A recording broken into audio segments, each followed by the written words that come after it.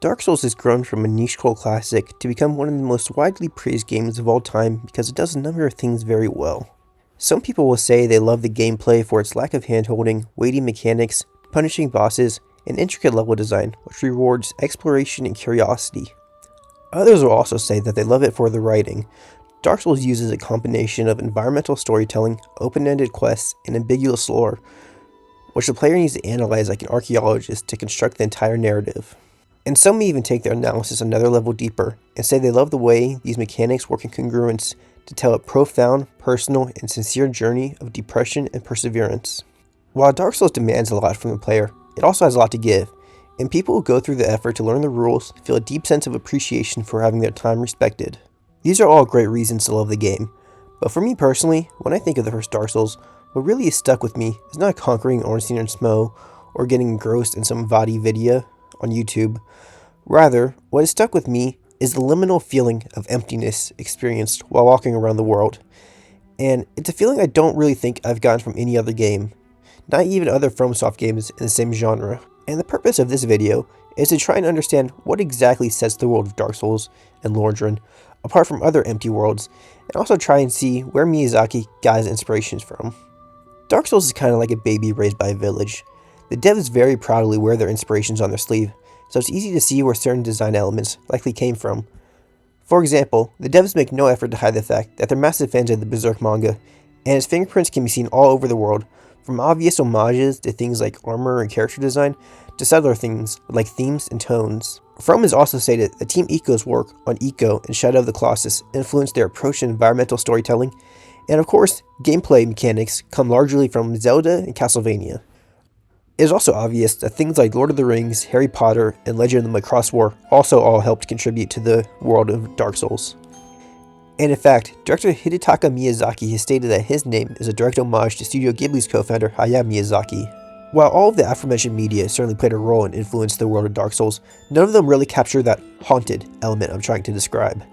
No, to try and isolate this eerie and solitary feeling, I think we need to look to another, more obscure piece of media.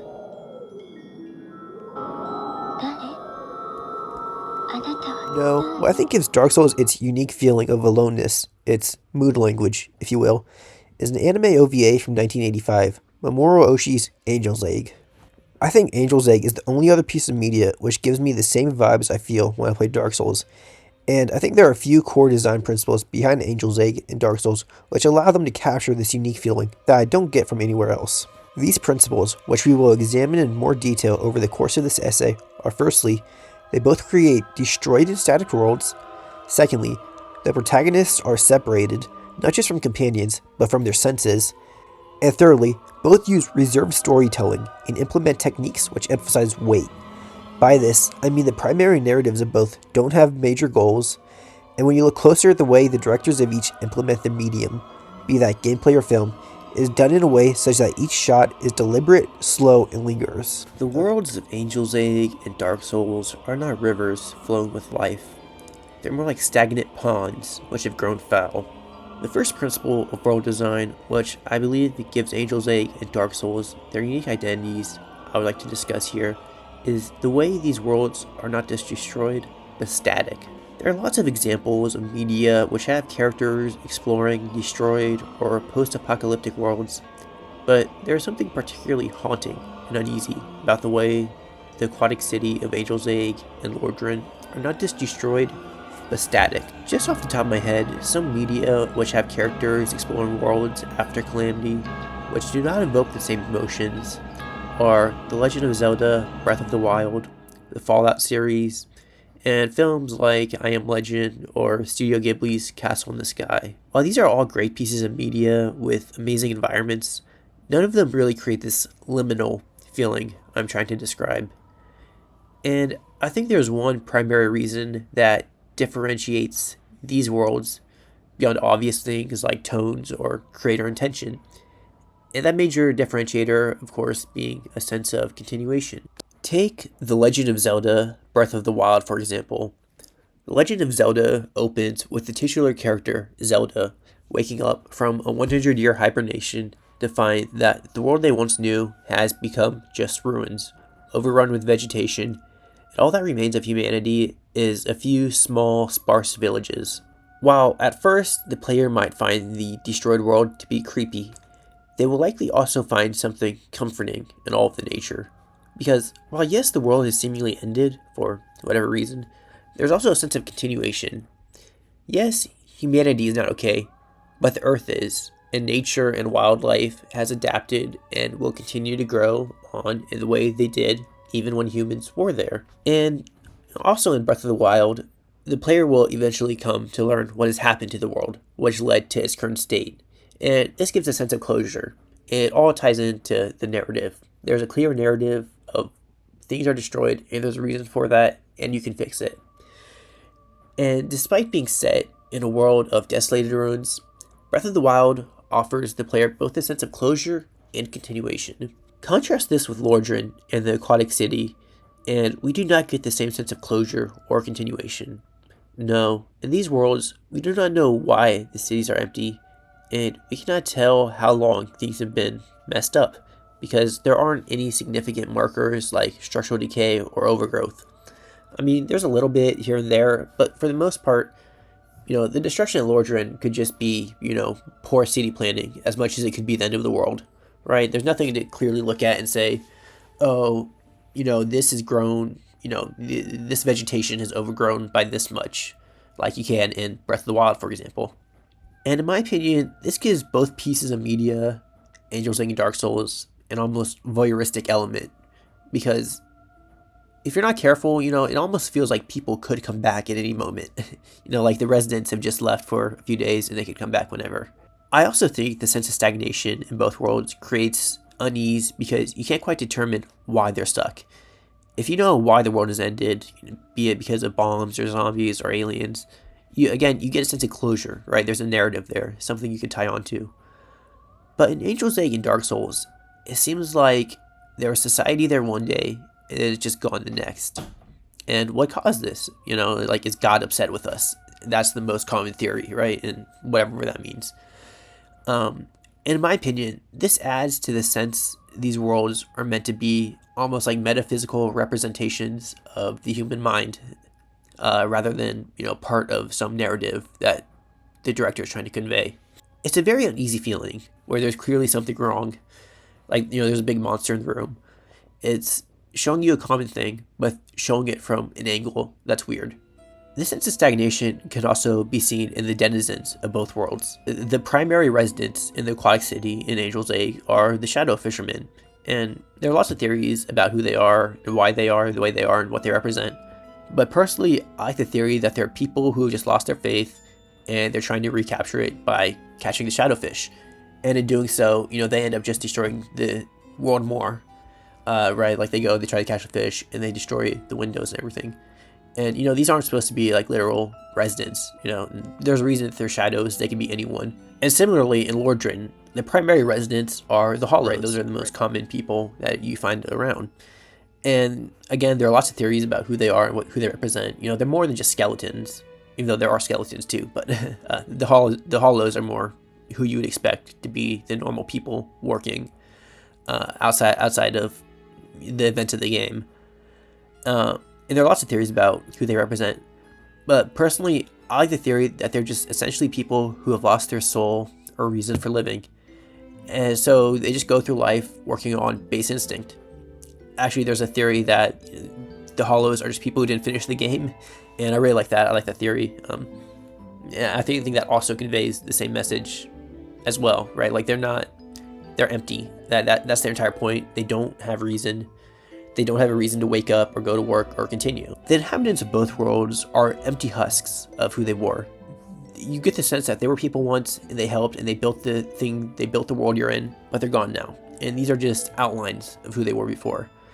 And like they're stuck in limbo, right? They're not just dead, but they have to continue on in this half state, in the state of half of where they were. They're not full people. They're not all there. They don't have ambitions or goals or try to create anything. So they're stuck in limbo and they're waiting to be delivered. They're looking for hope or salvation, except they're not looking for it because they forgot that they were supposed to look for it. And I think that having the main inhabitants of these worlds be stuck in this way is a very intentional design element by the directors of both games, because both pieces of media rather, they're not supposed to be grand narratives that tell literal stories. They're parables, right? These people, they represent certain things in the real world, and you're supposed to make connections, right? It's not a literal narrative. So what is the parable about? What are these stories trying to say? And I think that what these are really both about, what Dark Souls and Angel's Egg are about, they're about depression and they're about faith. And they're about purpose. The other type of depression is just stagnation. It's just going through your day-to-day life with no purpose and no ambition, and you don't know what you're doing, and you're alone. And like you're just existing. That's what I say. You're like the hollows. You're like the shadow people, and you exist and you go through your life day to day with no purpose. And something I really respect about these pieces of media is the fact that I think that this is the best way to represent this feeling in your mind. Because it's not dramatic. It's how do you film subtlety? How do you film the human mind or depict it? Tie this all back into the central point about stagnation. These worlds, it's not like a river. Rivers flow and they have fast water and slow water, and they're deep and they're shallow, and they have fish and they do this and that, and that's all great. But what these worlds are, Lordred and the Aquatic City are, they're not rivers. They're ponds, and they're static ponds, right? It's not flowing. It's not going anywhere. It's stuck there until it dries out. Now, the second core design pillar I want to discuss that both Dark Souls and Angel's Egg implement to create their unique worlds and sense of feeling is the sense of aloneness. Now, it is obvious that if you want to tell a story about isolation and depression, it just makes sense to have the main character travel alone or be alone. And if you want to further emphasize that feeling, you can set your story in a collapsed world. Lots of pieces of media which feature characters alone in destroyed worlds, but none of them really capture the same feeling that we're trying to describe here. So what are some of the subtle things that Angel's Egg and Dark Souls do which further detach their main characters from the world around them? The first thing I want to talk about that both these stories do is make the few other characters you interact with in this world particularly weird. It's sort of like, David Lynch does this a lot too, where you just make things a little bit uncomfortable. For example, there's something unsettling about the way the characters talk in both of these stories. They don't talk like normal people. They talk, in riddles and rhymes. And, sometimes it can make it like you're talking to a wall. So even if the character isn't necessarily alone, they're going to feel alone because they can't really interact with anything. They can't express their thoughts in any way. And in Dark Souls in particular, Solaire, and he's probably the closest thing that you'll have to a friend in the game, but he's still like talking to a wall, right? For as much as he tries to communicate and be friendly, dialogue is always one way. He talks at you. You don't have conversations. There's no back and forth. And you can't ask him to elaborate on anything. And of course, all Dark Souls NPCs are like this. And similarly, in Angel's Egg, there's almost no dialogue in the film. And in both of them, there aren't conversations, right? If you think about the main girl as the protagonist, and the other guy, he's there, and, he gives history lessons, right? You don't have conversations. And of course, something both of these series do is the goals are never clear. The intentions are never clear. While Solaire or Anime Jesus might be cool, you don't know what they want. The world doesn't know what it wants either. We just discussed that. Whether you can trust them or fear them, it's never clear. And again, this is something David Lynch does a lot in, Eraserhead or Twin Peaks, right? People talk, but there's always something just a little bit off-settling about the way they talk. And I think it helps add to the sense of detachment. Let us compare and contrast with other pieces of media which see characters exploring destroyed worlds alone. And again, just off the top of my head, series like Fallout, Silent Hill, Breath of the Wild, and, their movies and shows like Alien and The Walking Dead and Mad Max, right? These all have similar world outlines. Let's just compare and contrast one world and see how exploring that and interacting with it is different from Angel's Egg and Dark Souls. And the world I want to talk about first is Fallout. And I'll be using particularly Fallout 3 as my structure because that's the one I'm most familiar with. But I think they all share kind of the basic premise, the way the world is set up, the way you interact with it. For example, in Fallout, while the main character is known as the Lone Wanderer, and while the world is effectively destroyed, it's not over. Even though the bombs dropped, there still remains a society. And one of your goals as a player is to set out into this world and find and interact with all these different factions and think about who you are and how you want to contribute to this world and what factions you want to destroy or join and enhance. And when you really take a step back from the gameplay elements, the post-apocalyptic setting is really a tool to see what society looks like in the absence of traditional powers and see how people form communities and design new rule systems. And this is true of most post-apocalyptic worlds, post-nuke droppings. They're really stories designed to see how different ideologies interact. And usually these types of stories fall into some sort of libertarian circle jerk. That's really that's the story structure of the post-apocalyptic world, and and that's what Fallout is like. I guess Fallout doesn't really fall into the libertarian category as much. It's a little bit subtler in general. Sometimes it does, and of course, that's completely different from Dark Souls and Angel's Egg. Yes, you're alone, you're exploring these worlds, but Fallout, the whole point is to interact with people and see how you fit into society. And Dark Souls and Angel's Egg, that's not the goal at all. Right. An extra feature which helps enhance the loneliness of Dark Souls and Angel's Egg is the extra foreign environments they're set in. They're not set in foreign alien worlds per se, but they're also not set in comforting worlds. Let's contrast this with a series like The Walking Dead. The Walking Dead opens up with Rick Grimes waking up from a coma and finding that the world is destroyed. He's in Atlanta and he leaves the hospital and there are zombies everywhere, right? Cars are littered and there's overgrowth. Not the same world he went to sleep in. While this should be terrifying, and it is, Grimes is still in a familiar city, a place he knows. So, despite nothing being the same, he still knows the roads, he knows the buildings, and he understands the rules of the world. It's set in the real world. So, through adapting and persevering, he's able to free himself. We can also compare this with another archetypical type story of where people are alone, is the trope of the wanderer at the edge of the world. For example, the cowboy on the frontier, or the more modern example you'll see is Alone in Space, right? An Alien, right? The tagline, no one can hear you scream. The goal of those types of stories are very similar, and they do try to make the character alone at the end of the world, but they are lacking that dimension of uneasiness, of foreignness. While these types of stories have people think of Alien or Metroid, I think those are the two big ones that come to mind. While these stories have people alone, it is usually by their own volition, and they are usually in control to some degree. They know they are doing something dangerous, and they wish to be there. They wish to persevere because there's some gain at the end of going on this journey. There's usually a sense that they will go home and rejoin the world once their mission is complete. Metroid captures a lonely feeling very well. And in fact, another essayer who I really respect and who I am trying to mimic to some degree, Trixie the Witch, or some of you may know them as Digibro in the past, they just did a great series talking about loneliness in Metroid and how they capture that feeling. Alien, great film, great franchise. They do capture a certain type of loneliness very well, but it's just different from what I'm trying to describe with Dark Souls and with Angel's Egg.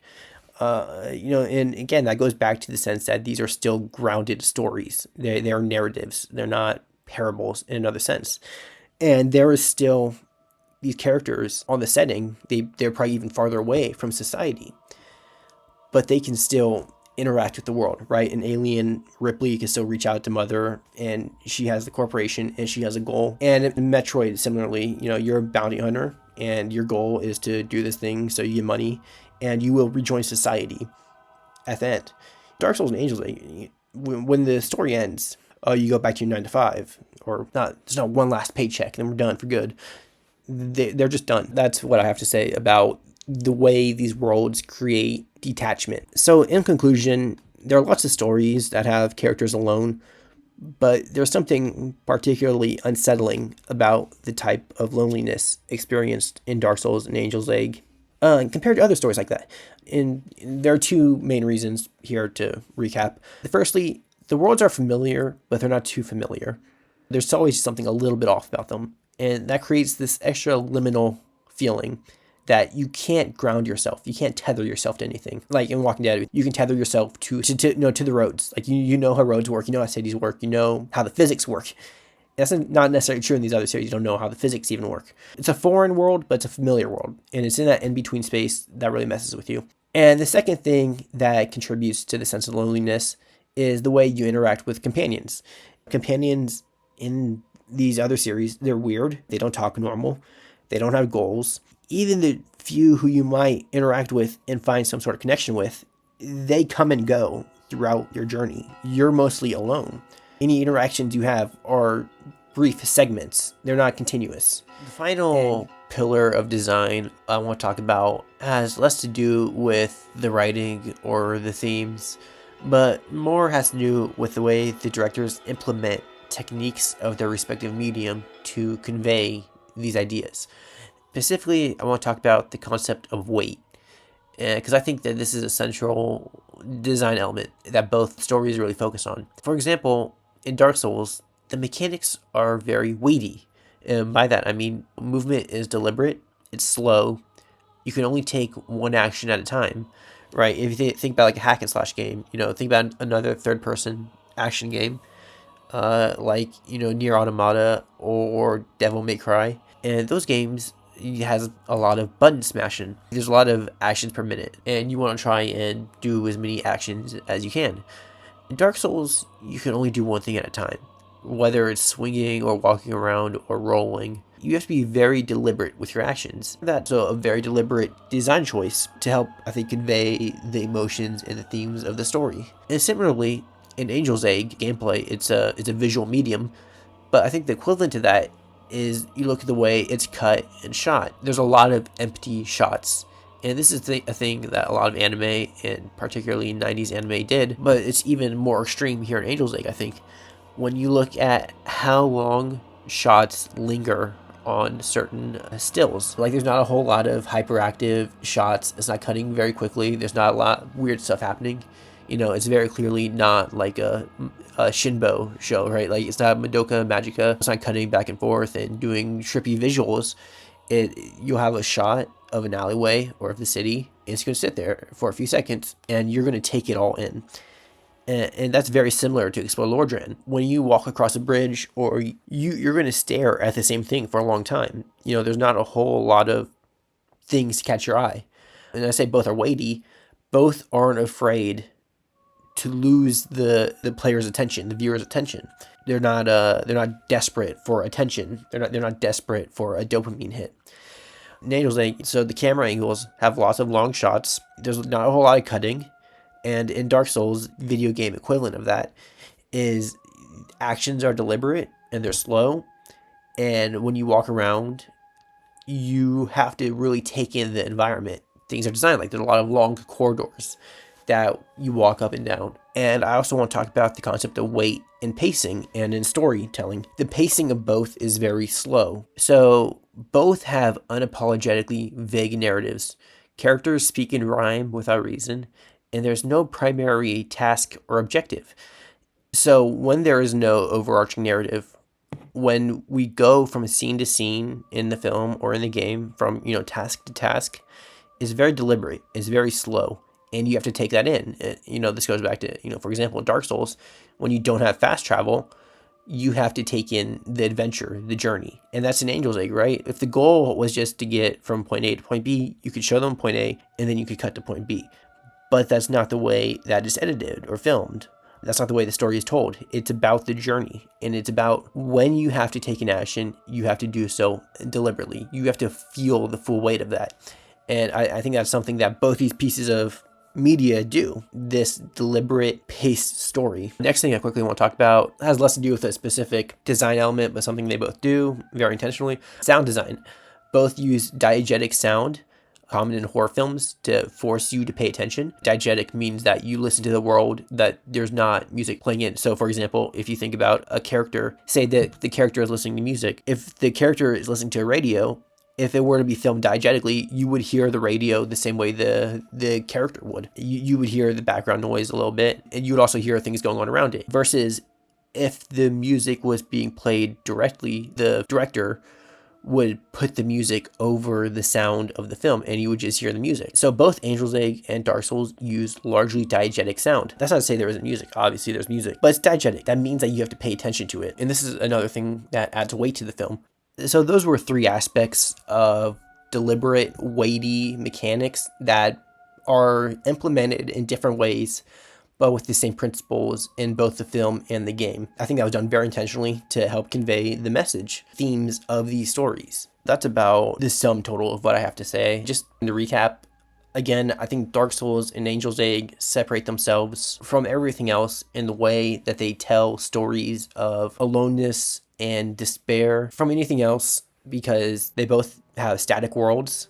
They both have detached senses of community. You're completely alone, and they both use weighty and intentional mechanics of their art form to reinforce ideas of slow, deliberate pacing. And they use all of these techniques in congruence to tell this parable, this story about depression and faith and sincereness. And again, I don't think anything else does this. I hope I hit the nail on the head a little bit, tried to nail down, why I love these things and why they're so different from everything else. Quickly, I want to talk about some other pieces of media which are similar but don't quite hit the mark for the same way. Shin Megami Tensei Nocturne, that creates a very similar environment. It uses a lot of these techniques, but I think the turn-based combat and the sound design sort of take you out of it a little bit. It's more video gamey. It's more aware of that.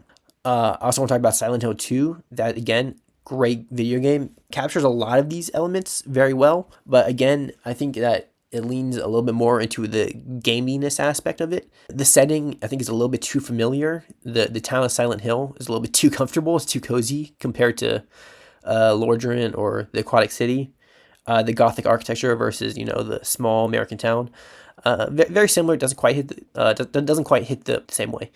Hollow Knight, I want to talk about, very similar as well. Has a lot of these elements, but I think that it's too cute to be sad. And other films I think are similar. Alien, the original in 1979, captures a lot of the same feelings, uses a lot of the same techniques. Again, just misses the mark a little bit, I think. I talked about it. I think that it's too cozy as well. I also want to talk about Stalker. I think 1975, Andrei Tarkovsky, very similar. Yeah, I don't know. It's very similar. It just misses a few of the minor beats. And Eraserhead, another Lynch film, and I mentioned Lynch a little bit. I have mixed feelings on his work as a total, but you could clearly see that I think that he had a lot of the same ideas, but he went about implementing them in slightly different ways. So that creates a different feeling. This is my first ever attempt at a video essay. Hopefully it comes together okay. Hopefully there's something